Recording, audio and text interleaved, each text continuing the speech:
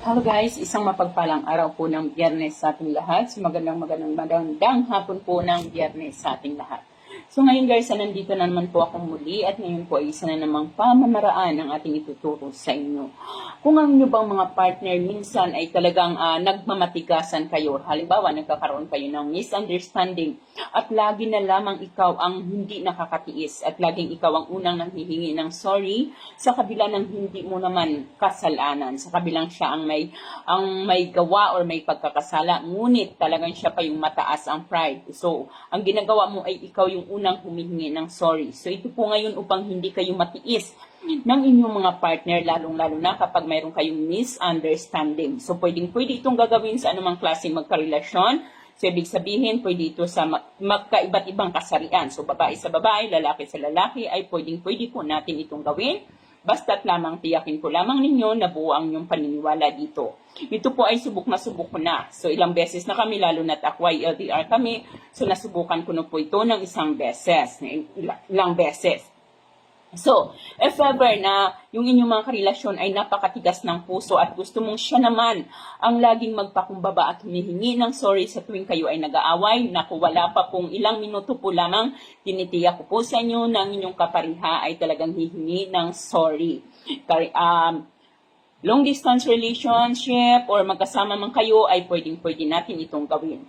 So wala po tayong ibang kailangan dito kundi ang ating mga sarili, ang ating paniniwala at ito po lamang clear na baso. Wala na kasi akong ibang basong clear guys kasi halos lahat ng baso namin ay nagkandabasag na napakabilis. Ang dami ko ng piniling baso talagang mabilis din mabasag kaya ito po ngayon ang ating gagamitin.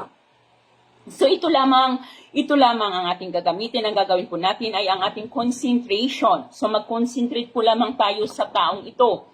Mag-concentrate po lamang tayo sa ating kapariha. And then after natin makapag-concentrate sa kanya, yung para bang nandyan na nasa harapan na natin siya, ang gagawin po natin ay ililipat po natin or ilalapit po natin ang bibig ng baso sa ating bibig. So parang ito na to ay ilalagay natin sa ating bibig at bigkasin mo ang kanyang pangalan. So halimbawa, ang aking kapariha, ang pangalan ng aking kapariha ay si Robert. So, si Robert Dornan, bigkasin mo ang pangalan ni Robert Dornan habang ito ay nakalagay sa baba ng iyong bibig at sasabihin mo, kailangan mo ako, kailangan kita. Hindi mo ako matitiis, kakausapin mo ako ngayon din. Robert Dornan, kailangan mo ako, kailangan kita. Hindi mo ako matitiis, kakausapin mo ako ngayon din. 7 beses mo itong gagawin habang inilalagay mo ito sa iyong bibig.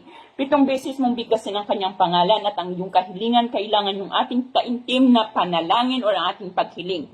Kahit taimtim mong bigkasin, kailangang malinaw mong bigkasin ang kanyang pangalan, ganon din po ang inyong kahilingan ng 7 beses.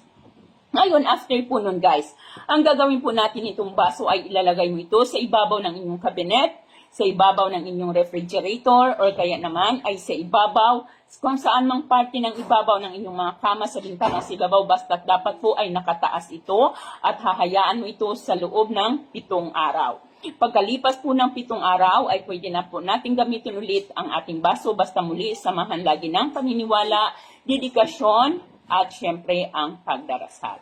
Ayan po lamang guys, maraming salamat at magandang hapon ng Biyernes sa ating lahat.